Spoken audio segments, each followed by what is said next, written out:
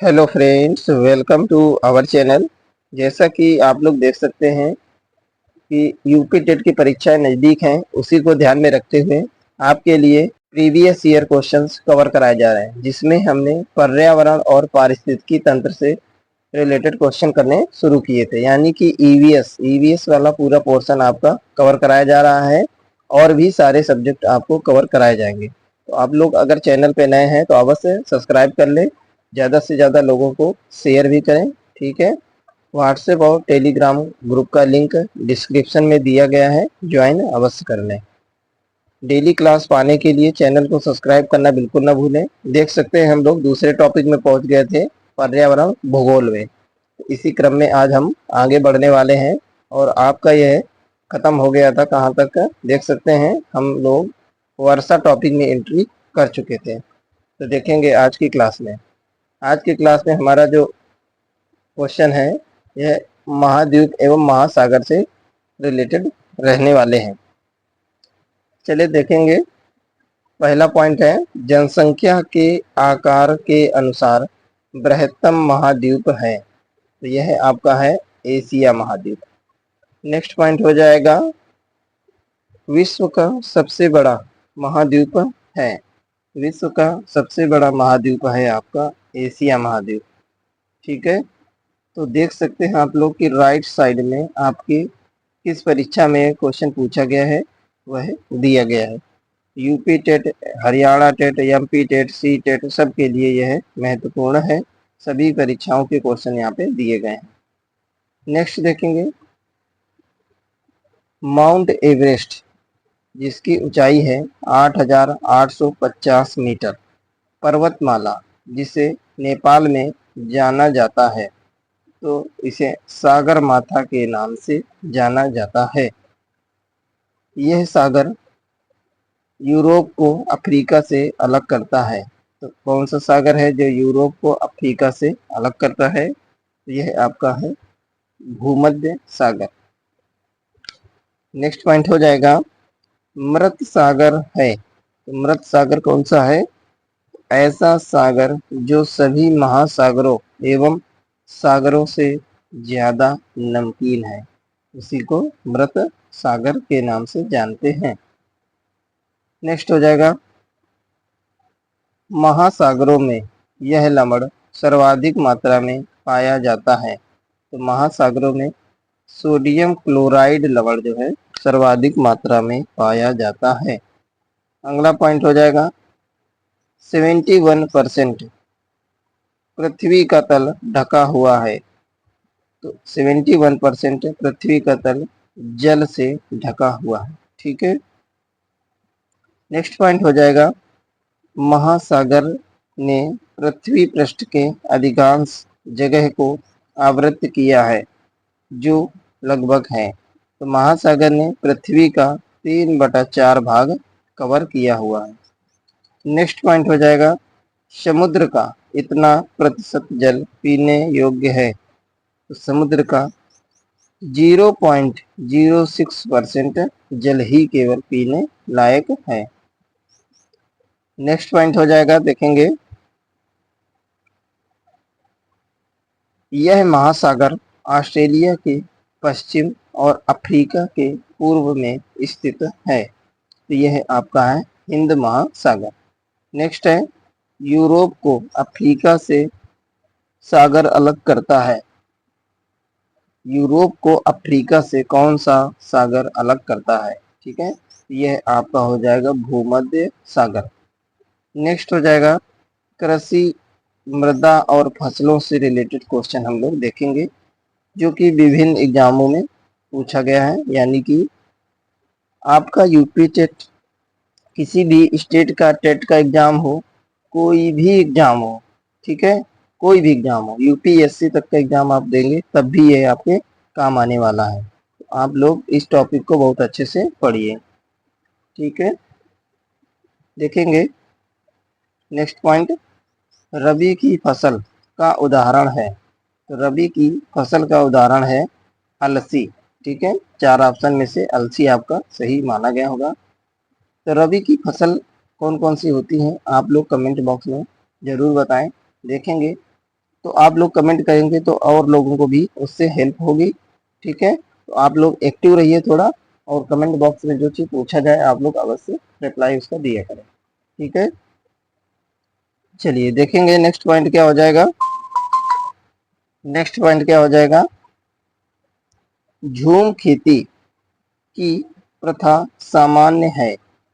तो झूम खेती की प्रथा सामान्य कहाँ पे है, तो यह मिजोरम राज्य में है।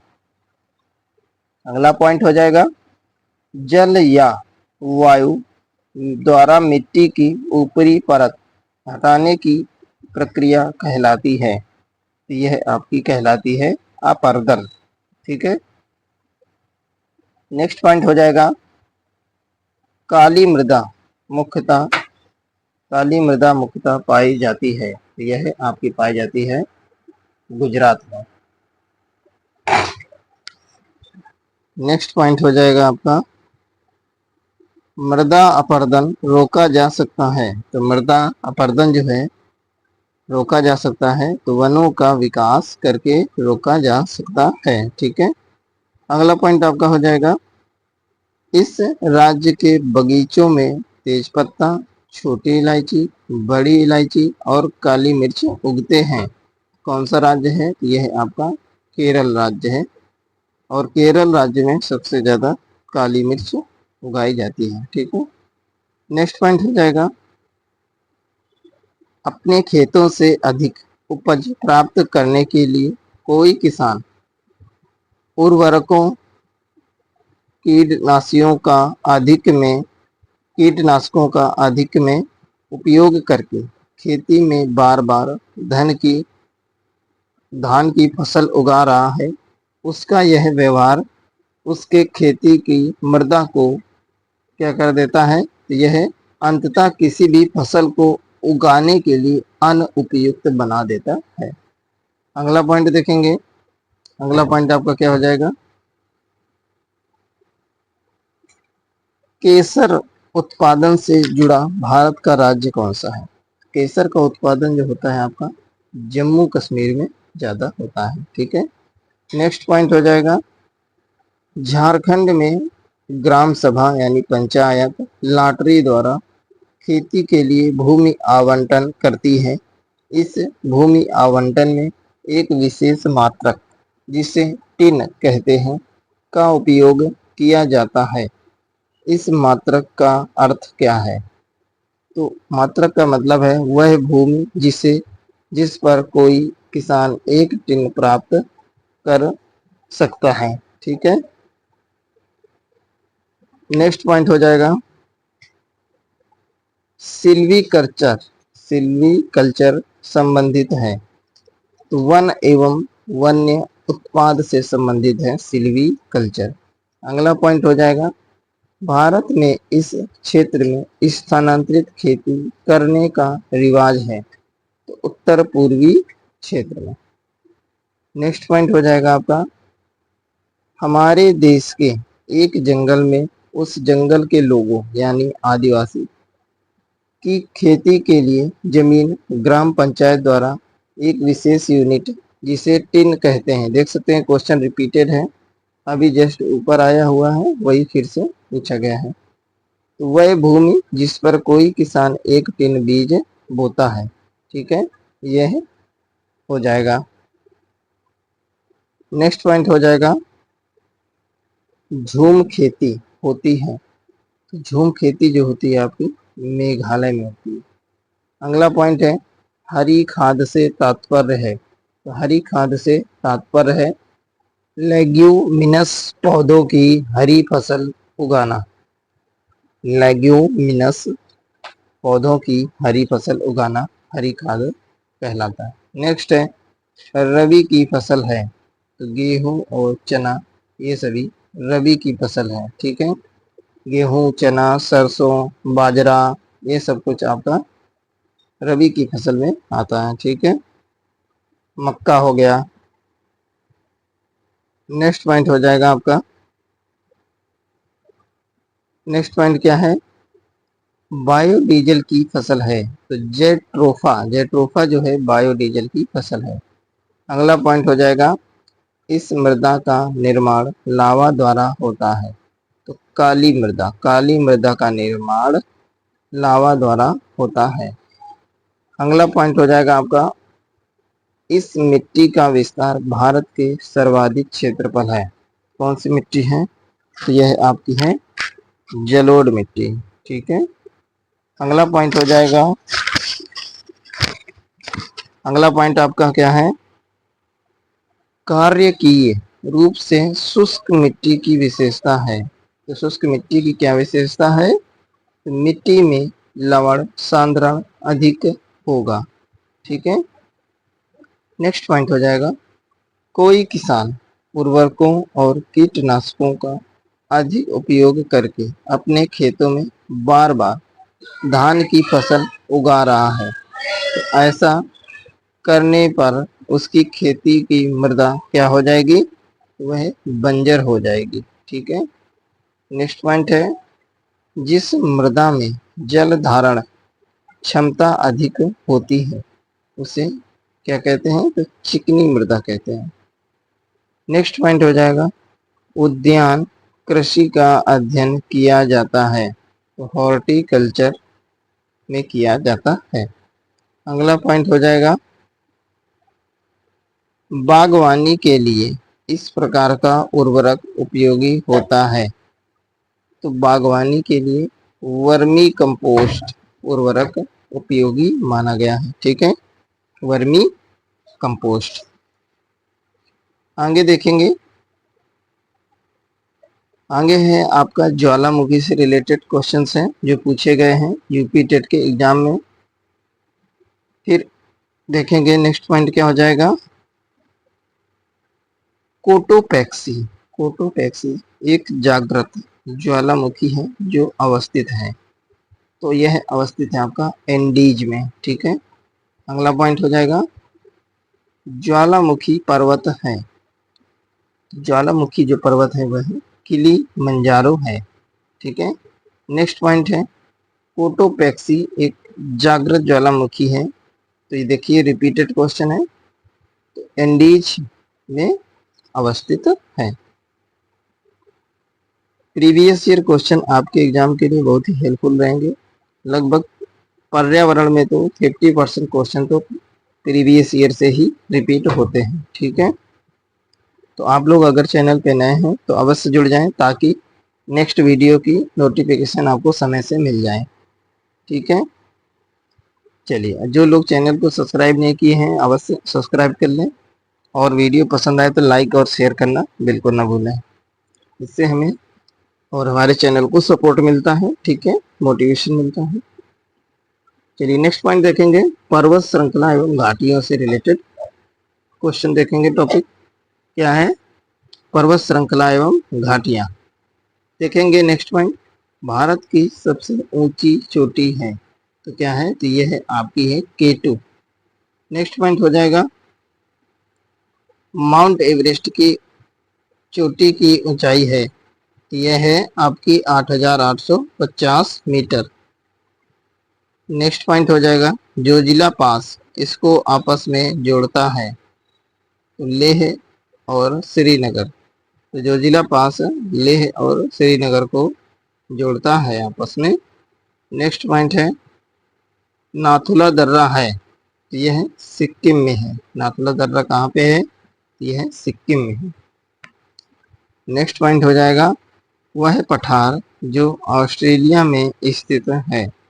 तो किम्बरले पठार ऑस्ट्रेलिया में स्थित है। नेक्स्ट पॉइंट हो जाएगा, दक्षिण अमेरिका की सबसे ऊंची चोटी है। तो माउंट अंकोकागुआ। दक्षिण अमेरिका की सबसे ऊंची चोटी कौन सी है? तो माउंट अंकोकागुआ है। ठीक है। नेक्स्ट पॉइंट हो जाएगा आपका, भारत में पश्चिम घाट के दक्कन शुष्क हैं क्योंकि रैन शैडो प्रभाव है। ठीक है। भारत में पश्चिम घाट के दक्कन शुष्क हैं क्योंकि वहां पे रैन शैडो का प्रभाव है। ठीक है। नेक्स्ट पॉइंट हो जाएगा, माउंट एवरेस्ट भाग है। माउंट एवरेस्ट जो है वह नेपाल का भाग है। अगला हो जाएगा ग्रेट डिवाइडिंग रेंज स्थित है। यह आपका ऑस्ट्रेलिया में स्थित है। अगला पॉइंट हो जाएगा इस शहर के रेत में पहाड़ जिन्हें रेत के टीले कहा जाता है, तो यह कहाँ पे हैं? तो आपके अबू धाबी में पाए जाते हैं। ठीक है। अगला पॉइंट हो जाएगा आपका